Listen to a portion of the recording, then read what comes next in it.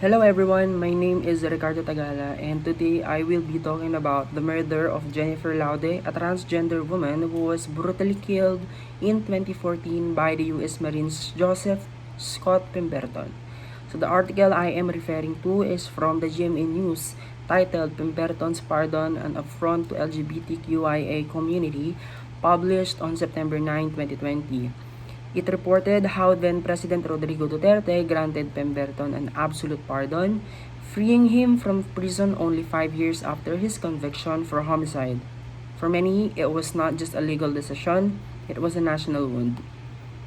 The GMA News reported highlighted the outrage that followed the pardon. LGBTQIA groups, human rights advocates, and even ordinary citizens called it an injustice, a message that a Filipino transgender woman's life was worth less than political convenience and foreign relations. So Jennifer Laude was found lifeless in a motel room in Olongapo after Pemberton discovered she was a transgender. The court later convicted him only of homicide, not murder, reducing the gravity of the crime. When Duterte pardoned him, activists said it erased not only Laude's life but the progress of the entire community fighting to be seen as a human. According to the Human Rights Watch report on violence against transgender people, impunity and state neglect are among the biggest enablers of hate crimes. The report emphasizes that when governments excuse or minimize violence against marginalized groups, they reinforce the very prejudice that fuels it. What happened under Duterte's pardon embodied the exact failure of justice. Political power was placed above accountability and compassion was replaced by control.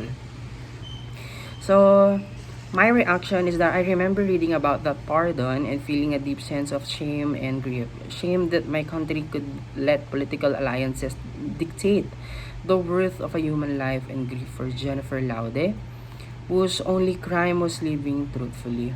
This case should never be treated lightly. It reveals how trans lives remain disposable in a patriarchal and militarized system. It shows how colonial hangovers still decide whose life is protected and who is negotiable. And it forces us to ask, if justice can be bent for one man's convenience, what kind of protection remains for the rest of us? I believe we owe it to Jennifer Laude and to every LGBTQIA person who faces danger just for existing to keep speaking about this.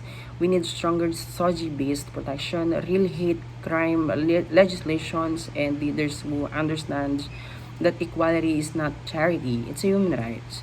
As a student and as a Filipino, my part begins with awareness by using my voice, platforms, and my education to challenge prejudice wherever I see it, because silence in moment like this is complicity. So Jennifer Laude is deserved justice. The pardon she never asked for became another act of violence until our laws, our leader, and our people treat every life with equal dignity. Our fight for justice isn't over. Thank you.